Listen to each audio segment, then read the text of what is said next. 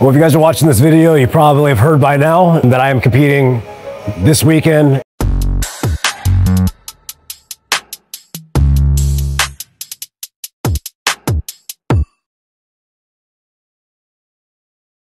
Ginulat ni Jeremy Buendia ang buong mundo ng bodybuilding sports, mga bro, sa kanyang announcement na makikipagkumpetensya siya sa Sasquatch Pro ngayong Sabado, mga bro.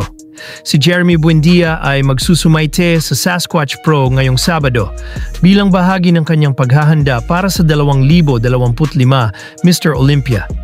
Ito ang unang pagkakataon na sasabak siya sa isang kompetisyon na hindi Olympia mula noong 2014. Narito ang kanyang statement.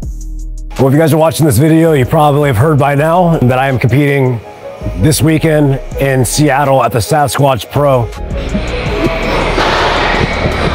This is the first time I've registered for a show outside of Olympia since 2014. 26 days, 25 days out. When I press this button, that means I'm making a decision to fucking win this thing.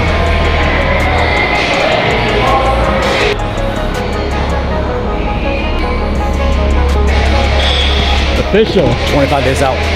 Fucking chills right now. I'm gonna be quiet. No one's gonna know until the list comes out. I'm sure it's probably a shock to a lot of you guys I haven't mentioned at all. I've been locked in and focused on the Olympia. A couple of judges put it in my head about doing the Sasquatch before Olympia being 3 weeks out and how it might be a good idea to get on stage. Sa palagay ko, ito ay tune up para sa final Mr. Olympia. Ginagamit niya ang Sasquatch Pro bilang huling pagsusuri, form check. 3 linggo bago ang Olympia upang matiyak na nasa tama ang kanyang kondisyon, pagpapakita sa entablado at pagpupose. Ngunit kailangan niyang maipanalo ang regular pro show na ito, mga bro, bago ang Olympia. Makakaharap niya ang matinding competitor na si Ben Kuil na may isa sa the best back definition at density na talaga namang hindi papahuli sa mga top athletes ng kasalukuyan. Mahaharap si Jeremy sa matinding laban sa darating na Sabado, hindi lamang sa title kundi sa kanyang reputation bilang isang 4-time Mr. Olympia champion. 3 weeks out update ni Joven Sagabain, mga bro. Habang papalapit na ang laban, lalong humuhugis at lumilinaw ang kondisyon ni Joven Sagabain. Sa 3 linggo na lang bago ang kompetisyon, makikita ang mas matalas na detalye sa kanyang abs, mas lumalalim ang separation ng mga muscles, at dahan-dahang lumalabas ang vascularity. Ipinapakita rin ng kanyang update na kontrolado ang conditioning, mas lean pero nananatiling buo at round ang kanyang muscle bellies.